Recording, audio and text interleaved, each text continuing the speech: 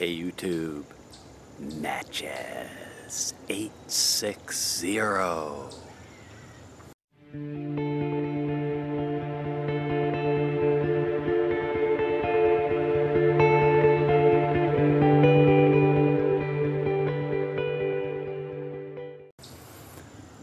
Smoking the Savinelli church warden.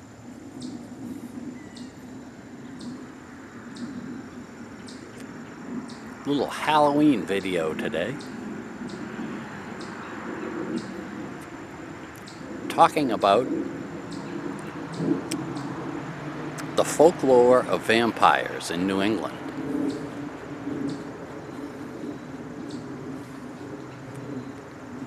It's actually more of a history than a scary story.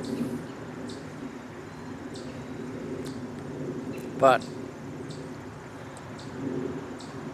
before we get into it, really, we have to talk a little bit about tuberculosis, which is how the whole vampire thing started. Tuberculosis been around for centuries, and they used to call it consumption before they found out what it was, because when you got it, the end result was you ended up getting the life sucked out of you. You just withered away to nothing.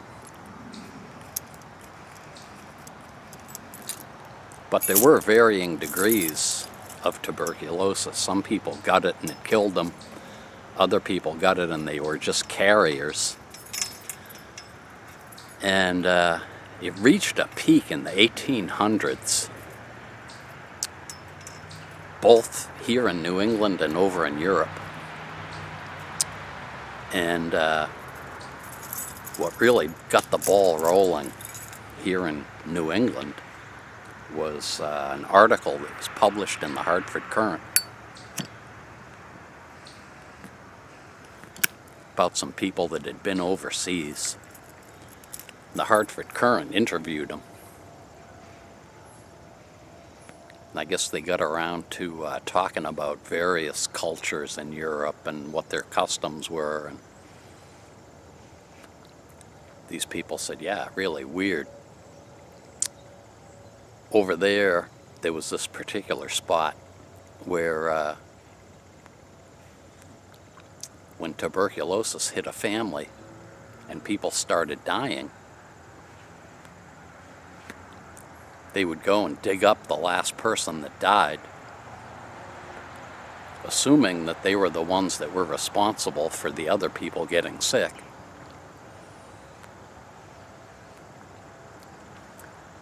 When they exhumed the body,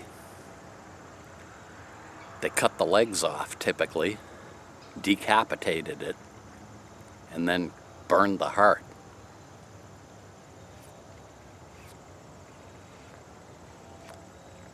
So the news from this article spread rapidly. And people were really, really desperate to find out how to get rid of this consumption, tuberculosis. They were ready to try anything. So began the practice of digging up the deceased and going through the procedures I mentioned.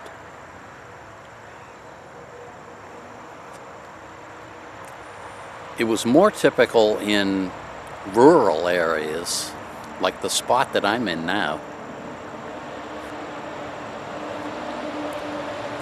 And was most common in New England, in Connecticut, Rhode Island, New Hampshire, and Vermont. If you look on YouTube, you can find a bunch of individual cases that are really interesting.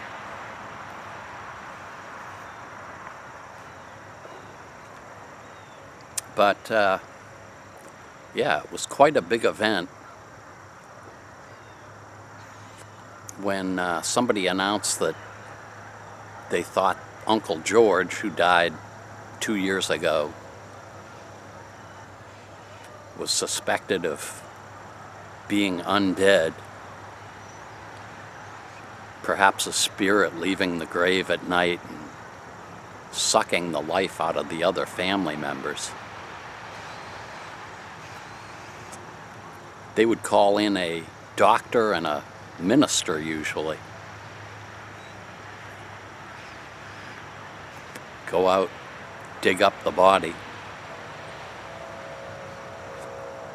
Of course, the body didn't look like it did when they put him in the ground, due to the natural processes that happen when you die. The bodies were usually kind of bloated, looked like they might have gained some weight. Quite often fluids drained from the mouth.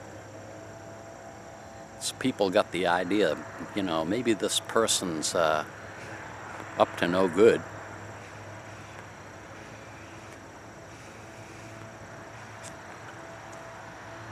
And they took care of that. Can't walk around with no legs. And if you cut the head off, they don't know what they're doing.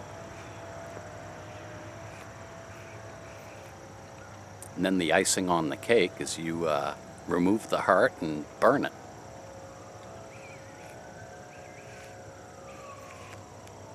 I think it was 1888. Discovery was made about what consumption was all about.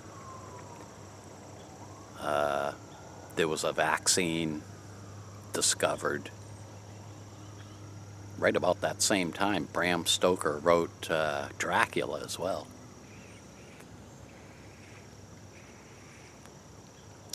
The whole digging up the deceased business came to a slow close, but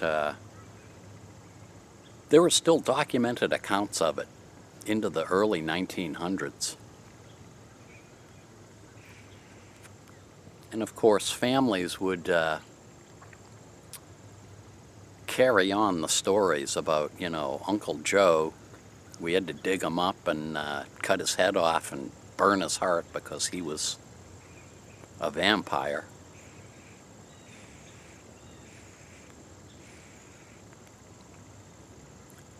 So that's how it all came to be.